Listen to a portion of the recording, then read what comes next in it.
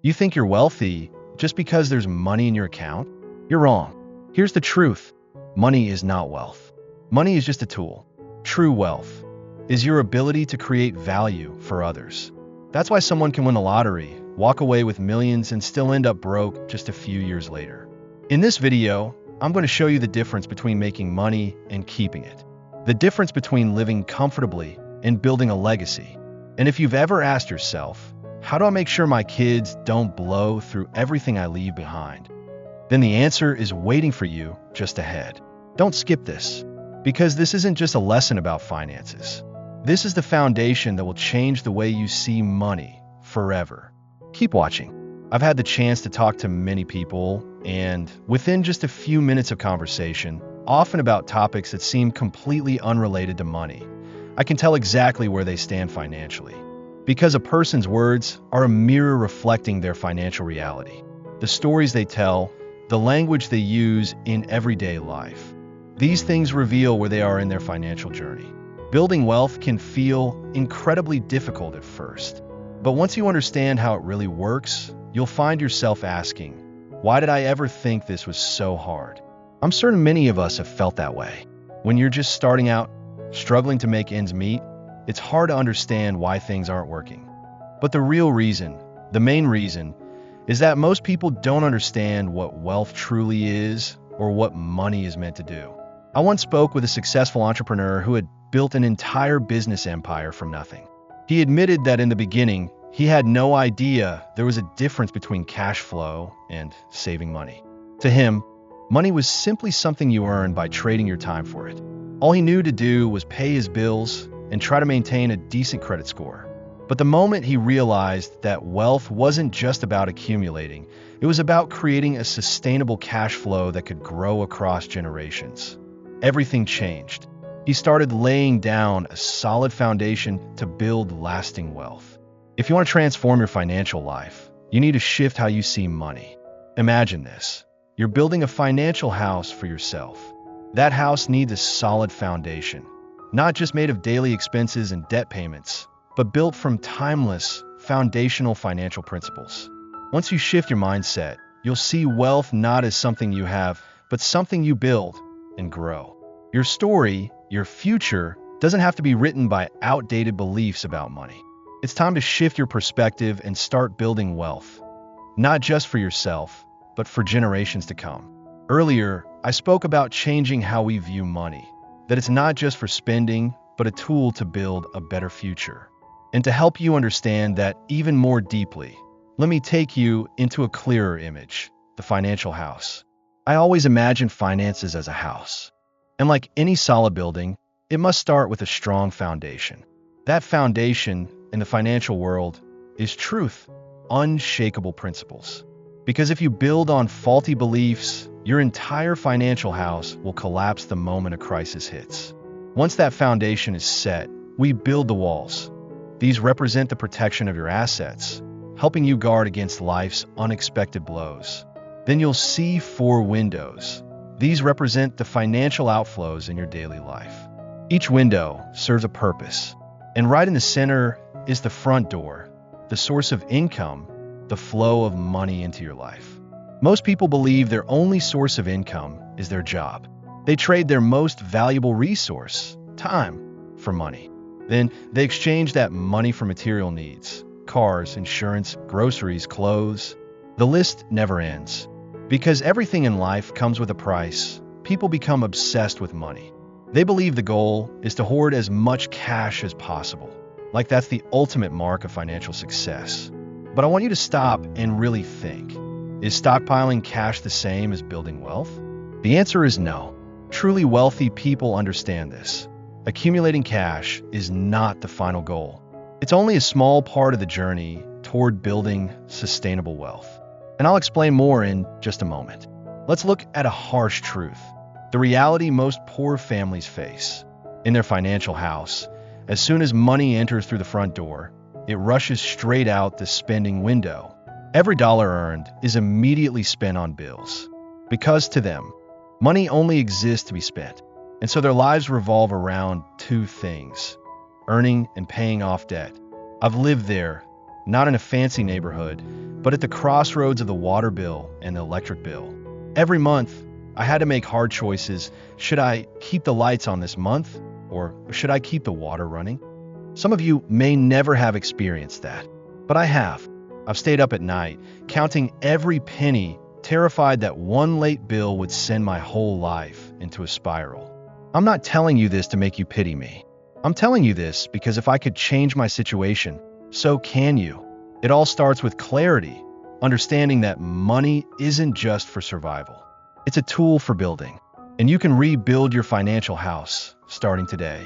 I still remember the feeling of sitting in front of a mountain of unpaid bills, asking myself, should I pay the car insurance this month or keep the gas on in the house? I'm talking about heating gas, cooking gas, essential things just to get by. I used to live like that, forced to make impossible choices. And when your mind is consumed by bills and debt, you're trapped in a cycle of poverty. That's the biggest mistake we make, thinking the purpose of money is to pay bills. Poor people aren't poor because they don't work hard. They're poor because their minds are consumed by fear. Fear of losing electricity, losing water, losing their homes, losing their cars. They don't work to grow. They work just to avoid losing what little they already have. It's a life of financial defense. Now, the middle class lives a bit differently. They pay their bills on time. They maintain good credit scores, so they can borrow more money. But here's the problem. They use debt to live, not to build. Their debt becomes what I call wealth-reducing liabilities. Their income enters through the job, flows through the debt window, and then disappears again through the spending window. And the cycle begins all over again next month. They think that if they increase their income, life will improve. Going from $15 to $35 an hour, that sounds appealing. But it's just a small step. It doesn't change the nature of the game. Because even if you earn $50, $75, or $100 an hour, if you're still using that money to spend and pay off debt, you're still running in the hamster wheel with no destination in sight. The wealthy don't live like that. The wealthy don't just look at their income. They look at how to turn that income into income-producing assets. They understand that to achieve financial freedom, you must dedicate some of your time and money to building something even if it doesn't generate any income at first. Jeff Bezos once left his stable job on Wall Street to start Amazon in a garage, a decision many thought was insane. But he knew, wealth doesn't come from earning a high salary.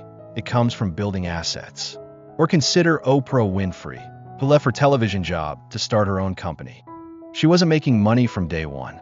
But that decision turned her into the first black female billionaire in U.S. history.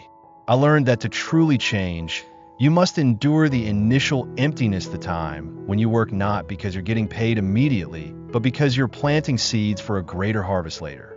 The truth is, you can't truly start making money until you learn how to stop working just to make money. That's the first transformation of someone on the journey to becoming wealthy. I used to think that if I just worked hard every day, dedicating all my time to my job, things would eventually get better. But then I realized to truly change my life, I couldn't keep living the I want everything now way.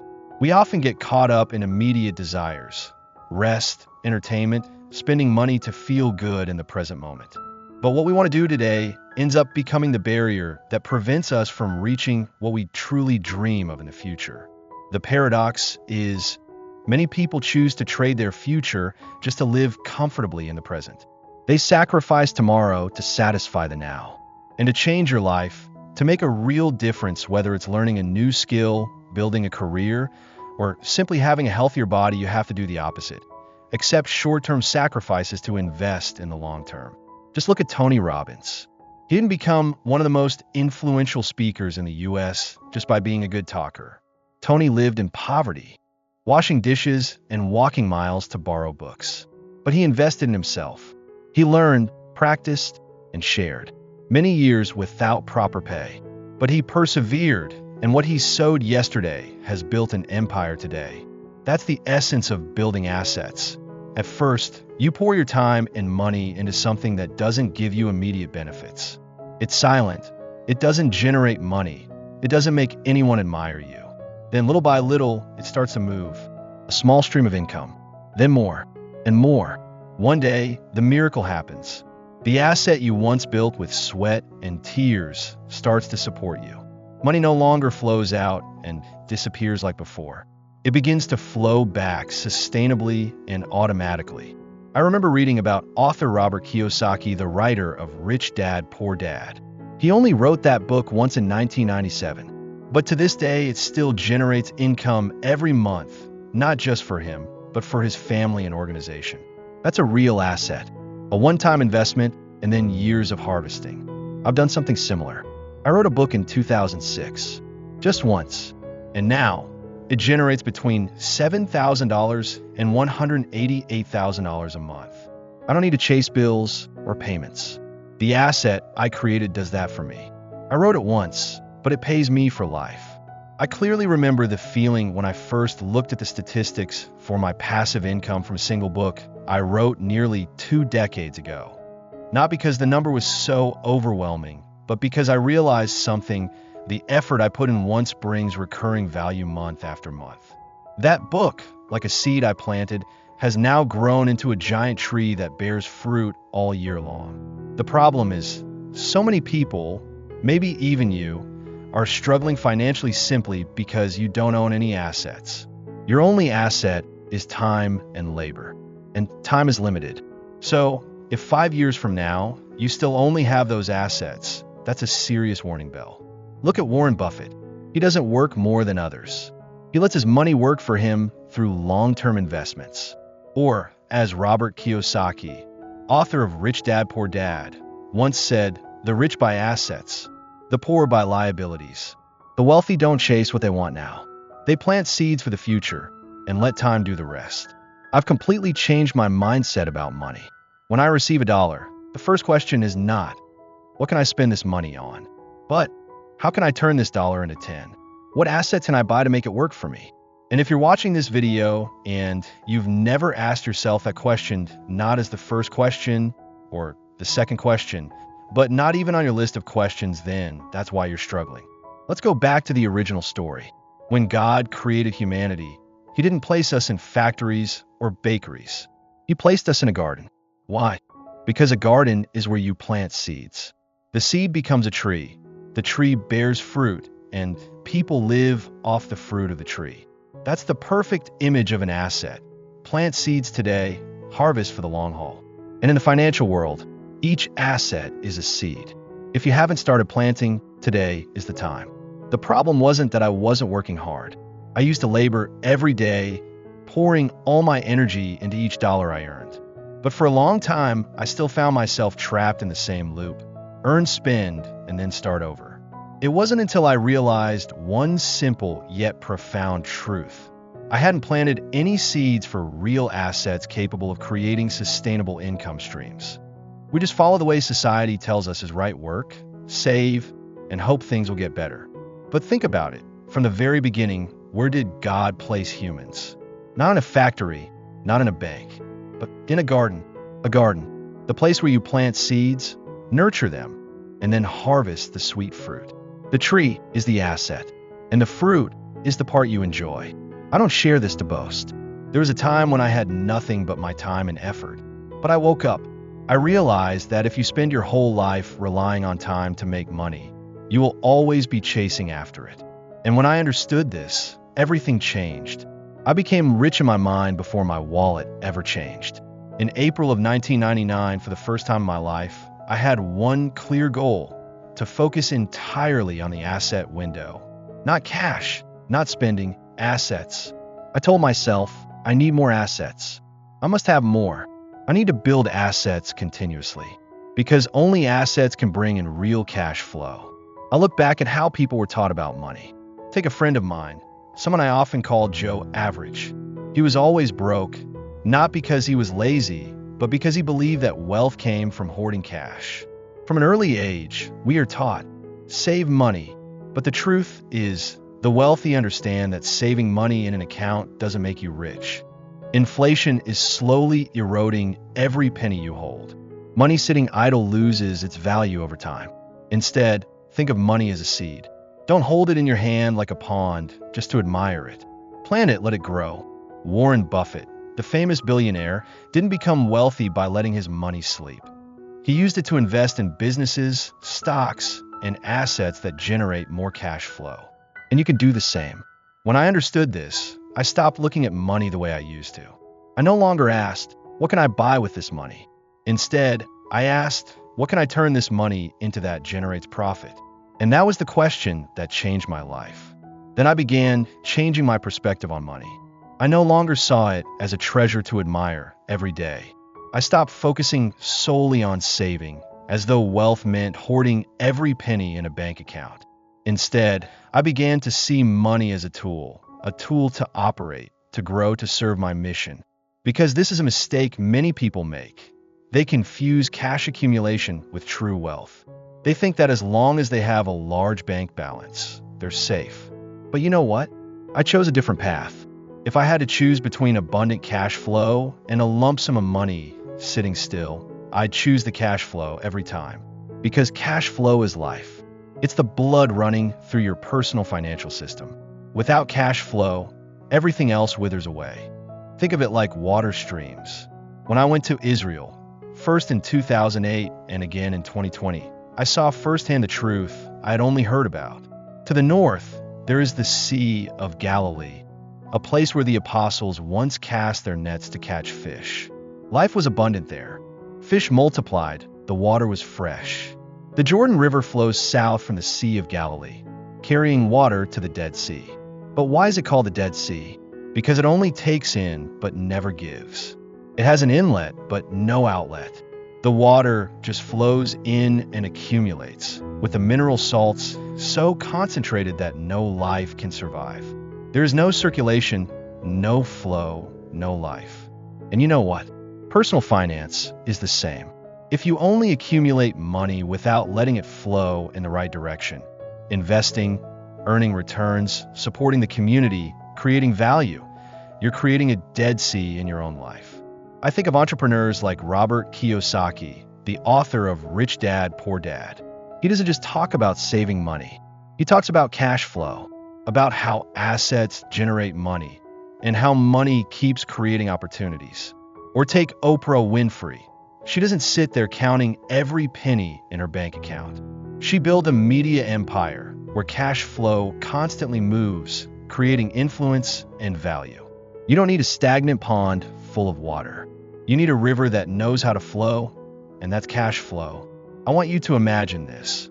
If your money only comes in but never goes out, if your cash flow is blocked and doesn't circulate, sooner or later it will be like the Dead Sea, where no life can survive. I've known many people, and maybe you know some like them too. They have a large savings account, a hefty retirement fund, but they're always anxious about money. Why? Because they don't have cash flow. All their money is locked up in long-term investments they can't access in the present. And the bitter truth is, they're not sure they'll live long enough to enjoy what they've saved their whole lives for. We've often been taught that saving is the key to wealth. But the truth is, cash flow is the lifeblood.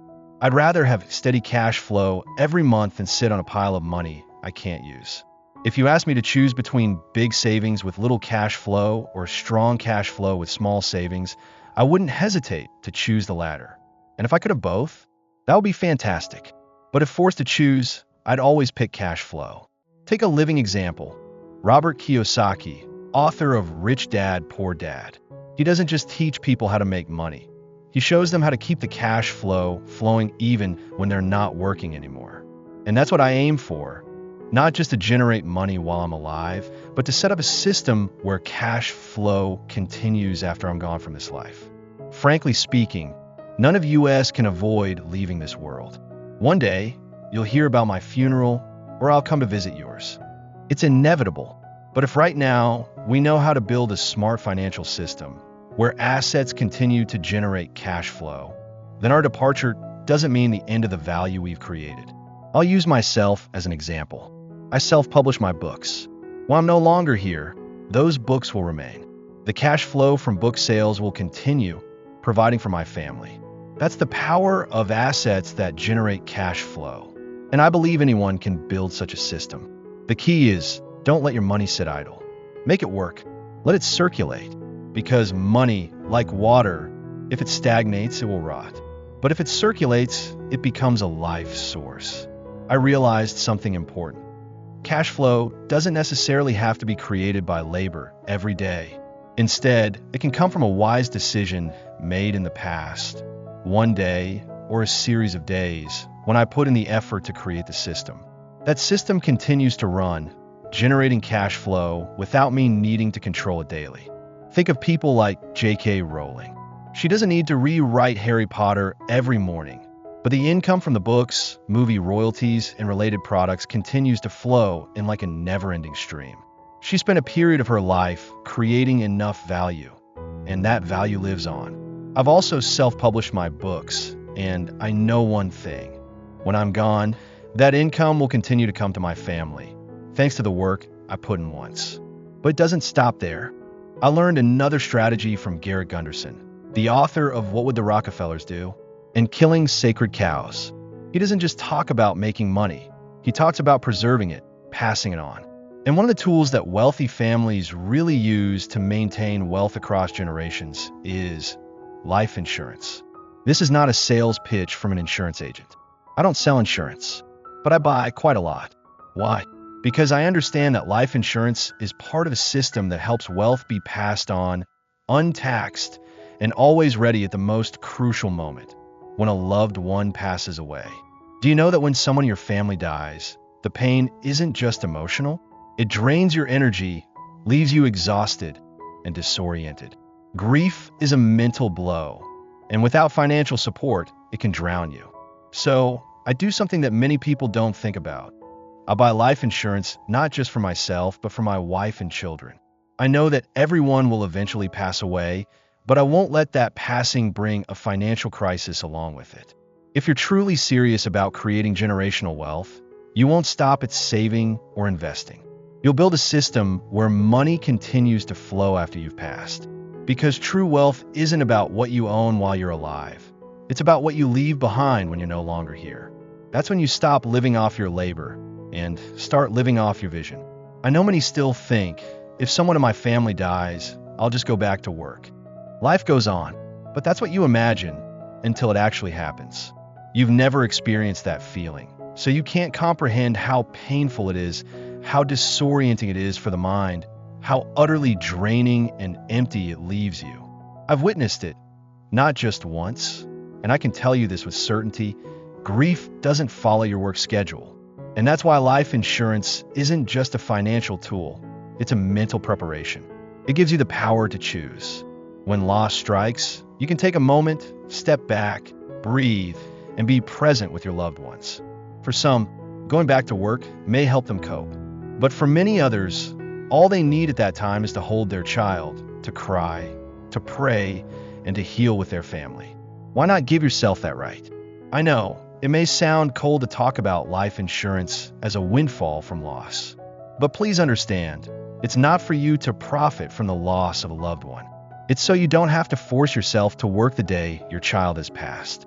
So you don't have to leave your kids at home, alone, when their mother has just passed, simply because you can't afford to take a few months off. In those times, your family needs you. Not the version of you that works 8 hours a day, but the version of you who's a father, a mother, a husband, a wife, someone who's present, who listens, who heals. If you're a man with a wife and children and you don't have life insurance, let me be blunt. Act now. Don't delay. Don't make excuses. I know some joke saying, I don't want my wife to have too much money and go marry someone else. It may sound funny, but what's the reality? Do you really want her to struggle every single day after losing you, just because you didn't prepare? Or maybe you think, my wife doesn't generate income, so she doesn't need insurance. What if she passes away? Will you leave your children at home to go work while they lose their mother? While the family is falling apart, you'll be at the office simply because you don't have the finances to take time off. Insurance isn't just for the income earner. It's for the irreplaceable person. You see, billionaires like Warren Buffett and wealthy families like the Rockefellers don't just know how to create wealth. They know how to preserve it across generations. One of the secrets they don't often talk about. They use life insurance as a tool for passing wealth on, untaxed. No fanfare, no boasting, but incredibly effective. We need to stop living as if we're immortal. We're living on borrowed time, and the clock is still ticking. Let's reorder our priorities. First, protect the family, then build wealth, and finally, ensure prosperity across generations. That's the path to lasting wealth. As I've shared, preparing financially to protect your family in the event of a loss isn't just a responsibility. It's a profound act of love. But the story doesn't end with life insurance or the wealth you leave behind. That's just the beginning. Today, I want to offer another perspective on what true wealth building really means. This is the most basic lesson in the journey to building wealth, yet it's often misunderstood. Many people think wealth is synonymous with having tons of cash, a lot of houses, cars, and stocks. But no, money isn't wealth. It may sound strange, but let me explain. Money is not wealth. And the reason is, true wealth isn't found in your account balance. It's in your ability to create value for others. Put your hand on your chest and repeat after me. The value I bring is my true wealth. Jeff Bezos didn't become the richest person on the planet just because he had the idea of selling books online. He became a legend because he created a system that millions of people found convenient, easy, and time-saving. In other words, he delivered value to others. When you can help others, whether through products, services, skills, or even your encouraging presence, you're planting the seeds of wealth.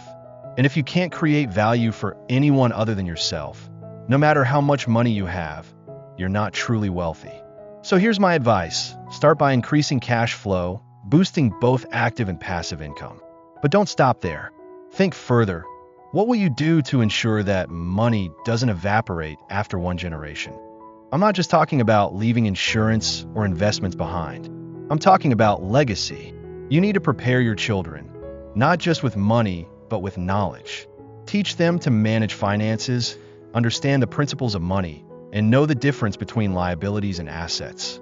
Because if you don't, everything you've spent a lifetime building, houses, stocks, businesses, could disappear within a few years because your children don't know how to preserve it. That's already happened to names like Howard Hughes or heirs of long-standing American corporations. Money lost, legacies vanished. So, I hope this share helps you see the next step in your wealth-building journey. Not just earning money, but creating value and preparing the next generation to continue growing what you've built. Keep moving forward with wisdom, gratitude, and intention. You're not just building wealth for today, but writing a legacy for tomorrow. Dear friends, we've just gone on a journey together to understand that wealth isn't about having a lot of money. It's about creating lasting value for others. And more importantly, it's about how we prepare for future generations, not just with assets, but with wisdom, responsibility, and gratitude. If today's story resonated with you, take a moment to reflect. What are you building for your loved ones? And where will you start so that you not only live for today, but leave behind a truly meaningful legacy? I truly appreciate you taking the time to listen. Your presence here is a great gift to us. If you have stories, concerns about life, finances, or anything else, don't hesitate to share in the comments below. We're always here to listen, and who knows, the next video may be made just for you. If you found today's content valuable, don't forget to hit like, share with your loved ones, and comment to let me know what you think. Subscribe to the channel so we can continue walking together on the journey to build a stable, meaningful, and complete life each day. See you in the next video. I wish you to always be blessed by the best.